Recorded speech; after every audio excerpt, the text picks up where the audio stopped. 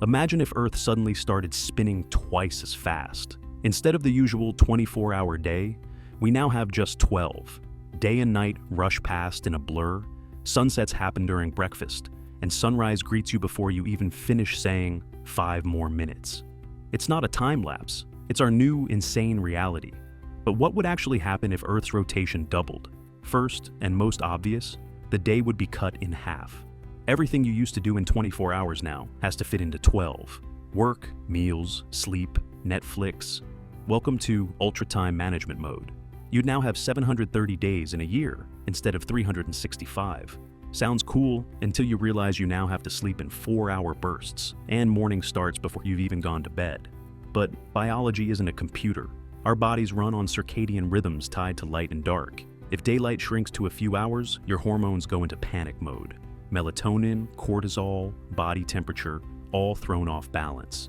People everywhere turn into zombies, or more precisely, sleep-deprived stickmen with dark circles and a death stare aimed at their alarm clocks. Now, zoom out a bit. Earth spinning faster doesn't just mess with alarm clocks. It affects centrifugal force. The faster the spin, the more Earth flattens at the equator. Gravity weakens slightly there. Not enough to float away, but enough to make you weigh less. The scale says you've lost a couple of kilos. Hooray. But bad news, at the poles, you now weigh more. So, if you want to slim down, move to the equator and start spinning. And now comes the real chaos, the atmosphere. Air moves too. Speeding up Earth creates wilder winds because the air has to catch up with the surface. Storms, hurricanes, and tornadoes become way more intense. Wind rips off Stickman's cap and hurls it into the stratosphere. Weather forecasts now sound like movie trailers for disaster films. What about the oceans? Oh, they're not safe either. Centrifugal force pulls water toward the equator.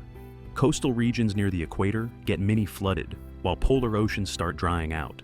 The world's sea map starts warping like a soggy watercolor painting. Water flows toward the spin center, like the entire Earth just flushed itself. Satellites, GPS, satellite TV, the ISS, all calibrated for Earth's current speed.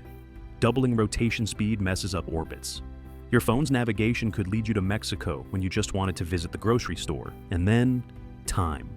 Humanity might have to rethink the concept of a day. Instead of 24-hour days, we'd invent a new unit, the hyperday. Welcome to a world where the work week has 14 hyperdays, and summer break comes every 2 months. Kids cheer until they realize homework must be done in under an hour and exams take 3 minutes. Then there's the sunset Doppler effect. The sun doesn't just set now. It vanishes like a bullet. One moment you're eating ice cream in the sun, the next you're in darkness. Photographers cry. Instagram golden hour photos, impossible. The golden hour now lasts 27 seconds. And yet, within this chaos, one strange thought emerges. How much do we depend on Earth's rhythm? We like to think we control time, but really, time controls us. If Earth suddenly decided to spin faster, we'd either adapt or get motion sickness. So, if one day you wake up and your calendar says the day is 12 hours long and dinner arrives at 10 a.m., don't panic. Just remember, you now live in the hypercycle. Faster, weirder, and maybe a little lighter on the scale.